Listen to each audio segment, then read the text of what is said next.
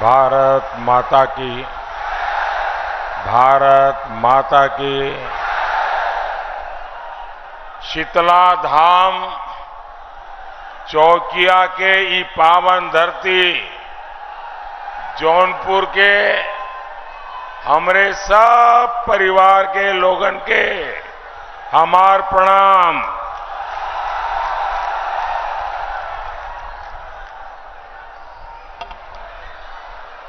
आपका ये आशीर्वाद, आपका ये स्नेह ये दिखाता है कि यूपी में इंडी गठबंधन वालों के लिए एक सीट भी जीतना मुश्किल कर दिया है आप लोगों ने।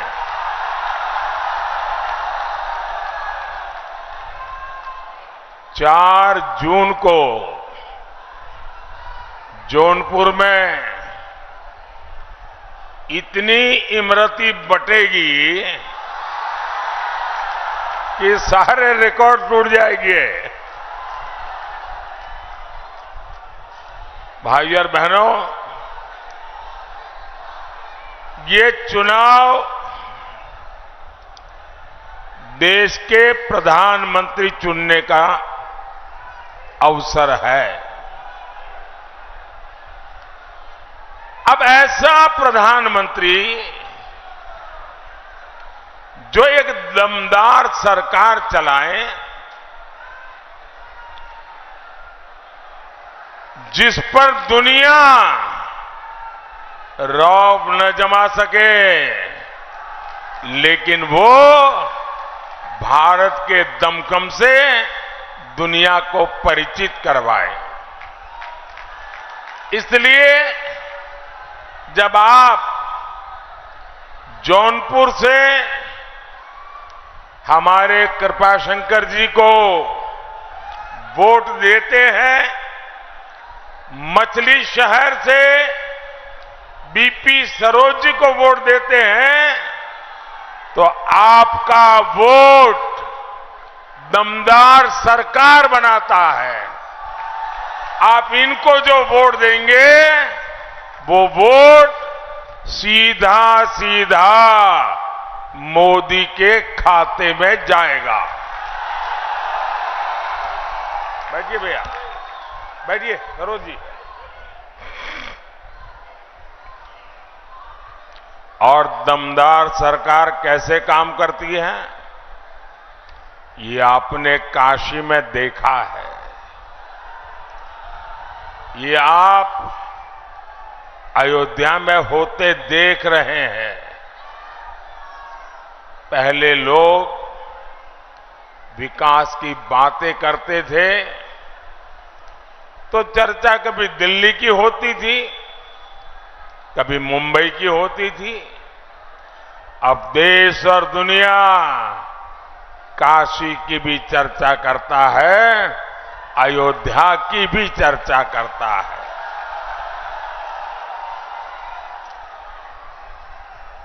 भाइयों बहनों, इतनी बड़ी तादाद में आपका आना, उसमें भी मैं देख रहा हूं चारों तरफ मुझे माताएं बहनें के दर्शन हो रहे हैं। ये मेरा बड़ा सौभाग्य है कि इतनी बड़ी मात्रा में माताएं बहनें इस लोकतंत्र के उत्सव को मना रही है, उसका नेतृत्व कर रही है। और आपके आशीर्वाद, जीवन में और क्या चाहिए। मां बहनें, आपका आशीर्वाद ये मेरी बहुत बड़ी शक्ति बन गई है।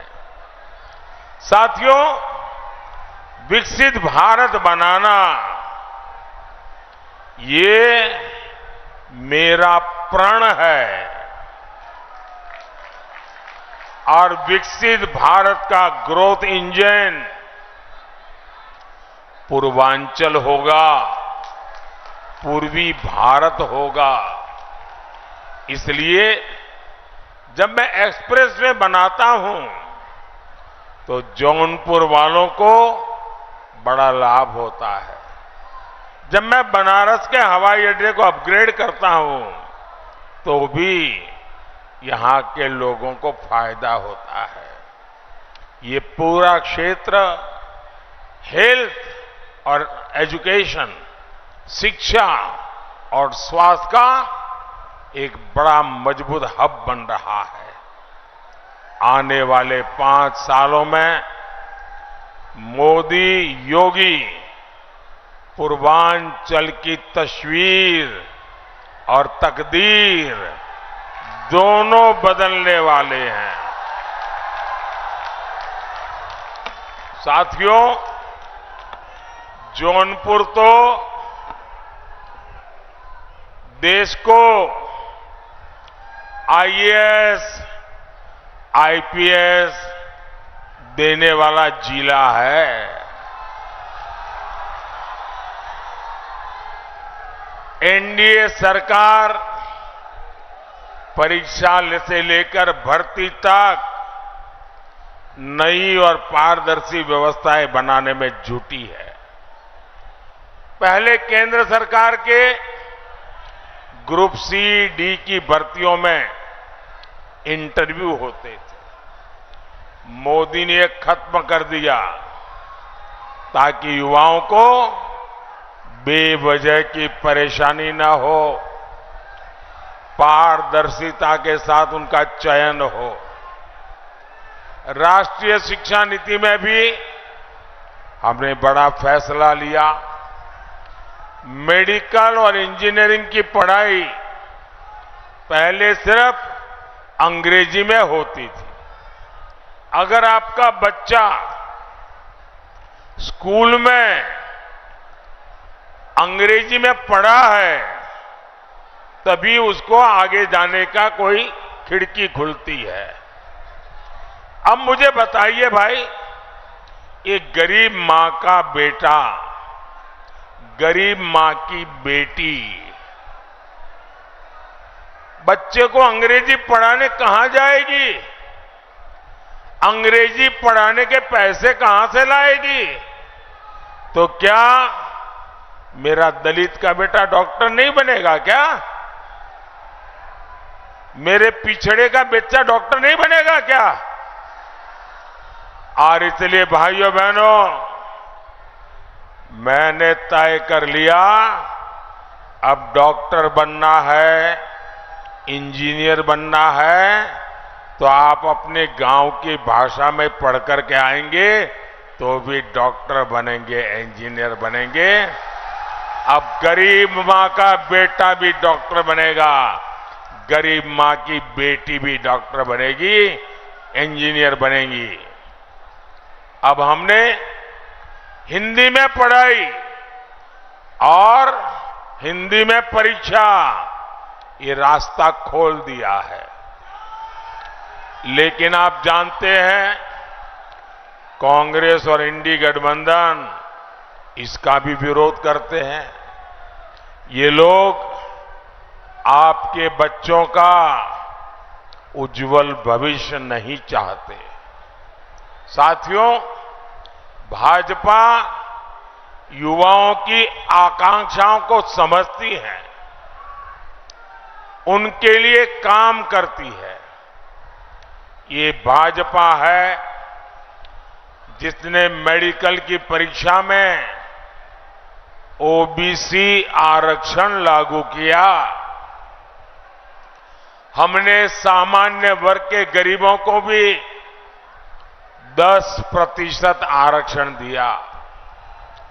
पेपर लीक माफिया के खिलाफ सख्त कानून की मोदी सरकार ने बनाया है।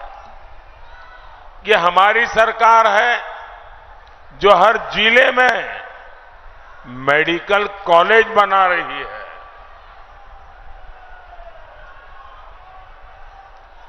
हम रिकॉर्ड संख्या में आईआईटी, आईआईएम, एम्स बना रहे हैं और इस महाअभियान का सबसे ज्यादा फायदा युवाओं को मिल रहा है।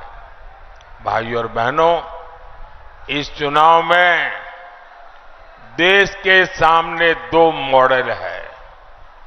एक तरफ हम लोग हैं, मोदी है, भाजपा है, एनडीए है। हम लोगों का रास्ता क्या है? हम लोगों का रास्ता है संतुष्टिकरण, हर किसी को संतुष्ट करना, संतोष देना। और दूसरी तरफ सपा हो, कांग्रेस हो, गठबंधन गठबंधन हो, उनका मॉडल है तुष्टीकरण, अपीजमेंट। देश में जब सपा कांग्रेस का तुष्टीकरण मॉडल चलता था तो सिर्फ और सिर्फ कुछ परिवारों का ही लाभ हुआ। सामाजिक न्याय पर, उस नाम पर गरीब, दलित, पिछड़ों के साथ छल हुआ है, छल, अपराध हुआ है। कच्चे घर, गंदा पानी, खुले में शौच, न जाने कितने अपमान, बिजली, गैस का अभाव। जरा कोई इस बच्चे से फोटो ले लीजिए, उस बच्चे को इतने प्यार से आया है। बेटे थोड़े आगे आ जाओ तुम, बेटा आगे आ जाओ थोड़ा। जरा एसपीजी वाले आप उसको बेचारे को परेशान मत करो। देखिए कितना बढ़िया स्केच बना के लाया है, वाह। खुद बनाते हो बेटा, खुद बनाते हो? हैं? तो अच्छा, पीछे तुम्हारा नाम लिखा है? पीछे तुम्हारा नाम पता लिखा है? हाँ, तो मैं चिट्ठी लिखूंगा तुझे।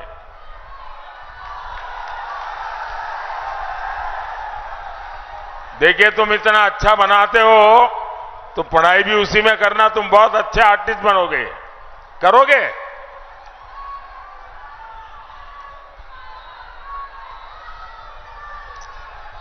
साथियों, गरीब को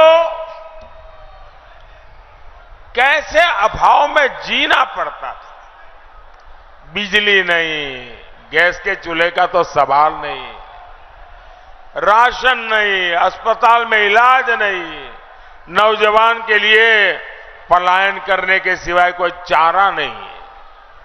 और वो वहां जहां जाते थे वहां भी चैन से नहीं रह सकते थे। उनकी पीठ पीछे यहां दबंग, माफिया घर और जमीन पर कब्जा कर लेते थे। जब वापिस आते तो घरों पर कोई और बैठ जाता था।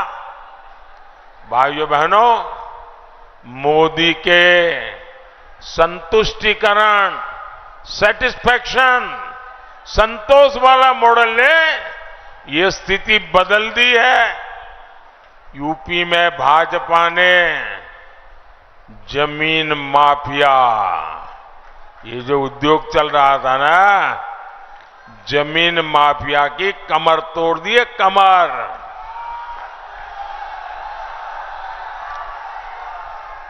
अब नागरिकों का हित सर्वोपरि है। जो जौनपुर में राशन कार्ड बना है, अब उसी पर मुंबई जाओ, सूरत जाओ, हैदराबाद जाओ, मुफ्त राशन उस पर मिल जाएगा। क्योंकि मोदी ने one nation one ration card लागू कर दिया है। यहां यूपी में 50 लाख पक्के घर लाभार्थियों को मिल चुके हैं। इसमें से 1 लाख घर यहीं ये जौनपुर जिले में मिले हैं। अब 1 लाख घर एक जिले में, मुझे बताइए हर मां मोदी को आशीर्वाद देगी कि नहीं देगी? देगी कि नहीं देगी? फिर ये ईवीएम ईवीएम करके चिल्लाते हैं।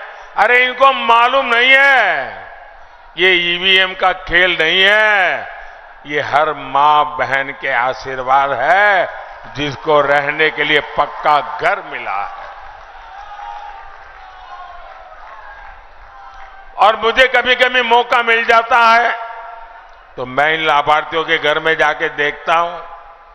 इनमें शौचालय, नल से जल, बिजली, सस्ता सिलेंडर, ये सारी सुविधाएं घर के साथ होती हैं।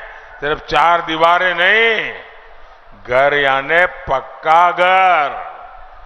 और ज्यादातर घर, हमारे समाज का रिवाज कैसा है, मेरी माताएं बहनों को जरूर बता देना, मेरी ये बात जरूर बता देंगे आप लोग। हमारे यहां परंपरा क्या थी, घर है तो पति के नाम। ये क्या बढ़िया मोदी योगी बना लाए हो भाई। और ये मोदी तो इतना सुंदर लग रहा है, क्या बढ़िया मेकअप किया है भाई, और हाथ भी बढ़िया। वाह, दोनों मोदी योगी बन के आ गए।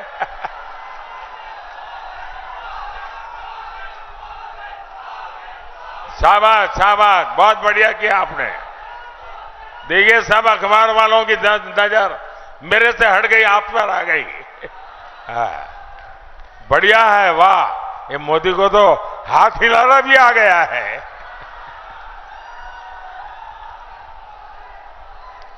अच्छा माताएं बहनें सुनिए,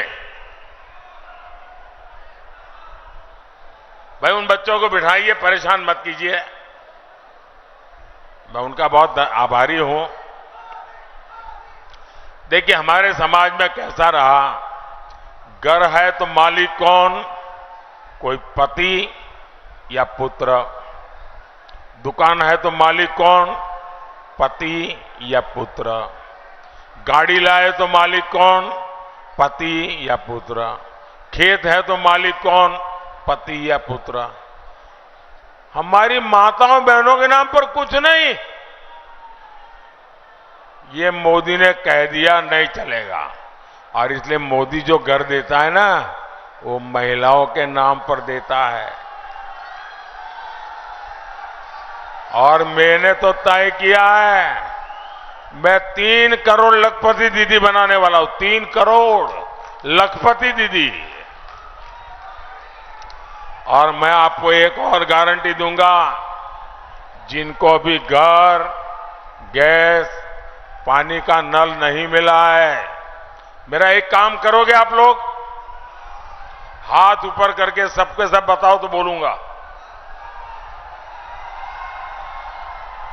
मेरा एक काम करोगे, पक्का करोगे, जरा हाथ ऊपर करके बताइए। मेरा एक काम करोगे। देखिए इस चुनाव में आप जहां जहां जाएंगे, और हो सकता है किसी गांव में 1-2 परिवार ऐसे मिल जाए जिनको अभी पक्का घर नहीं मिला है, किसी को नल से जल नहीं मिला है, किसी को गैस का कनेक्शन नहीं मिला है, तो उसका नाम पता लिख करके मुझे भेज दीजिए।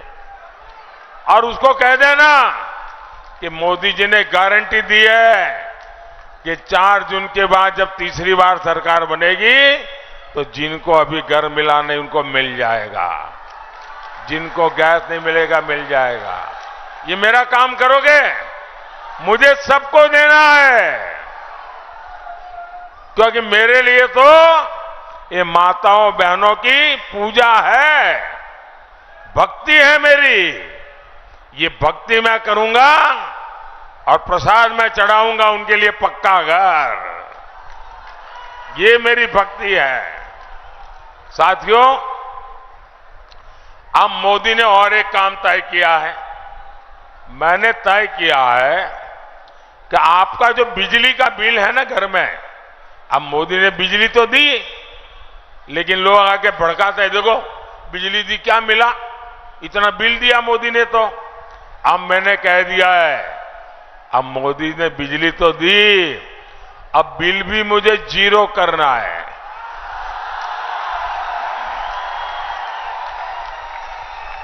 बिजली का बिल 0। इतना ही नहीं, आप बिजली पैदा भी करेंगे और घर के काम की बिजली के अतिरिक्त जो बिजली होगी वो सरकार खरीद करके आपको कमाई भी होगी। ये पीएम सूर्यघर योजना के तहत होगा।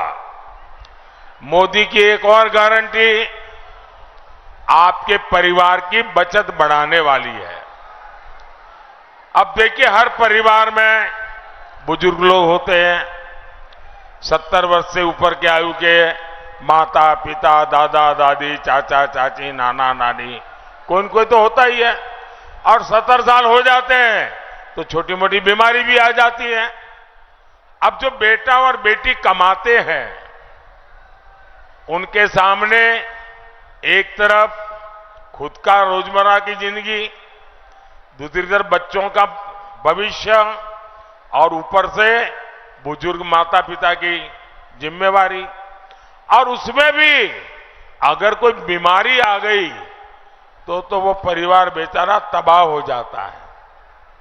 कितना ही मेहनती बेटा हो, कितनी मेहनती बेटी हो, लेकिन बीमारी परिवार में मुसीबत कर देती है। तो मोदी ने की एक और गारंटी, आपके माता पिता, दादा दादी, चाचा चाची, नाना नानी अगर वो 70 साल से ऊपर के हैं तो उनके इलाज की चिंता आप नहीं, ये मोदी करेगा, आपका बेटा करेगा। और इससे आपका जो पैसा बचेगा उससे आपको अपने बच्चों का भविष्य बनाना है, बनाएंगे। भाइयों बहनों, एक तरफ मोदी संतुष्टिकरण से सच्चा सामाजिक न्याय देने में जुटा है, तो वहीं सपा कांग्रेस का इंडी गठबंधन तुष्टीकरण के गर्त में गिरता चला जा रहा है। वोट बैंक की राजनीति से ऊपर नहीं उठता है। आए दिन कभी छिप करके, कभी खुलेआम हिंदू मुसलमान 70 साल से यही खेल करते रहे। अब मुझे बताइए भाइयों, इस देश को 500 साल के इंतजार के बाद, 500 साल के इंतजार के बाद राम मंदिर मिला कि नहीं मिला? आपको आनंद हुआ कि नहीं हुआ? गर्व हुआ कि नहीं हुआ? पूरा देश खुश है, दुनिया में रहने वाला हर हिंदुस्तानी खुश है, लेकिन ये परिवारवादी गालियां दे रहे हैं, गालियां। सपा के शहजादे, उनके एक चाचा, वो तो राम मंदिर को कहते हैं बेकार है, बेकार। ये सपा के शहजादे काशी का मजाक उड़ाते हैं। साथियों, अपने वोट बैंक को खुश करने के लिए ये लोग हर हद पार कर रहे हैं। अब मुझे हैरानी है, 21वीं सदी और ये 3 तलाक का झंडा लेके घूम रहे हैं। ये माताओं बहनों के साथ जुल्म हो रहा है, ये समझने को तैयार नहीं। क्यों? वोट मिलता है। ये आर्टिकल 370 जो हटाया हमने, देश का संविधान पूरे देश में लागू किया, अब कहते नहीं, हम 370 की दीवार फिर से बना देंगे। ये धर्म के आधार पर देश में आरक्षण की वकालत करते हैं। ये देश का संविधान बदलकर SC, ST, OBC को जो आरक्षण मिला है उसका हक छीनना चाहते हैं, डाका डालना चाहते हैं। और ये काम उन्होंने कर्नाटक में कर दिया। वहां उन्होंने क्या किया, वहां जितने मुसलमान थे कर्नाटका में, कितने ही सुखी हो, संपन्न हो, पढ़े लिखे हो, उन्होंने रातों रात सभी मुसलमानों को एक हुक्म करके ओबीसी बना दिया। ऐसे क्या हुआ, जो ओबीसी को आरक्षण मिला था उसमें बहुत बड़ा डाका डाल दिया। रातों रात आरक्षण का दो हिस्से हो गए, एक हिस्सा उनके पास चला गया और बाकी जो इतने सालों से ओबीसी का आरक्षण था वो बेचारे रोते रह गए। और ये पूरा मॉडल पूरे देश में लागू करना चाहते हैं। भाइयों बहनों, मैं भी आप ही के बीच में से निकला हूं। क्या मेरे जीते जी ये कर पाएंगे क्या?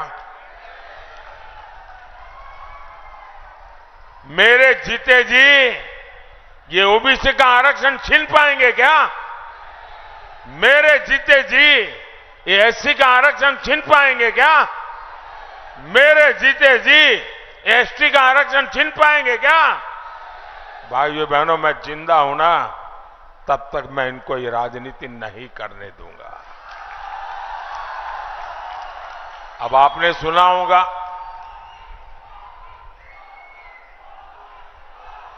एक कांग्रेस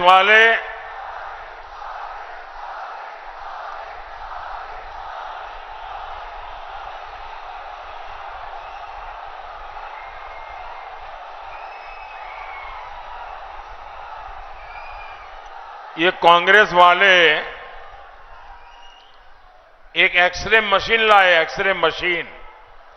जरा उससे सावधान रहने की जरूरत है। एक कांग्रेस वाले अभी पिछले एक हफ्ते से मैं जरा उनकी हिडन एजेंडा को खुला कर रहा हूं, तब से डर गए हैं और मुझे लगता है उनका एक्सरे मशीन बिगड़ा हुआ है, रिपेयरिंग में गया लगता है। वो कहते हैं हम आपकी संपत्ति का एक्सरे निकालेंगे। आपके पास शादी करके आए तो आपके पास कितना सोना था, कितने गहने थे, आपके पास मंगलसूत्र था कि नहीं था, बैंक में कुछ पैसा पड़ा है कि नहीं पड़ा है, खेत खलिहान कितना है, गाड़ी वाड़ी व्यापार वगैरह कोई। बोले हम सारा एक्सरे निकालेंगे और आपकी आवश्यकता से ज्यादा है वो हम छीन लेंगे। मुझे बताइए, आपको छीनने देंगे क्या? आपका खेत खलिहान छीनने देंगे क्या? आपका मंगलसूत्र छीनने देंगे क्या? आपके गहने छीनने देंगे क्या? भाइयों बहनों, इनका तो इरादा है कि अब आपके पास जो है ना, वो मरने के बाद आप अपने बच्चों को नहीं दे सकते हैं। बताइए, हमारे देश में हर माँ बाप जीवन के आखिर में चाहता है कि मेरे पास कुछ ज्यादा हो ताकि मैं बच्चों को दे करके जाऊं।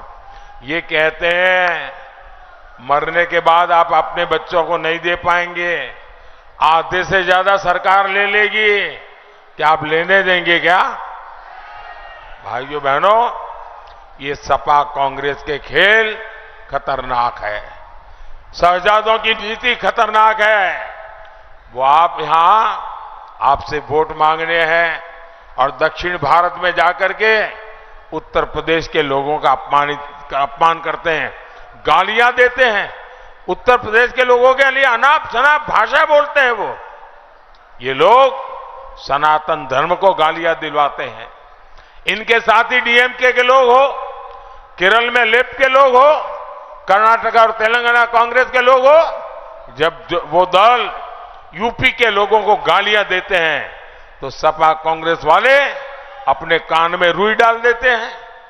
क्या यूपी के लोगों को गाली देने वाले इंडी गठबंधन को आप माफ कर देंगे क्या? हम उत्तर प्रदेश के लोगों को गाली देने वालों को माफ कर देंगे क्या? साथियों, विकसित भारत के लिए हमें भाजपा को जिताना है, हमें भारत को मजबूत बनाना है। ई बतावा हम यहां से जीत के लिए आश्वस्त हो के जाए ना। बोला, अरे फिर से बोला। मछली शहर में भी कमल के फूल खिली ना, बोला खिली ना। यही जोश है जिसके चलते फिर एक बार देश कह रहा है, फिर एक बार फिर एक बार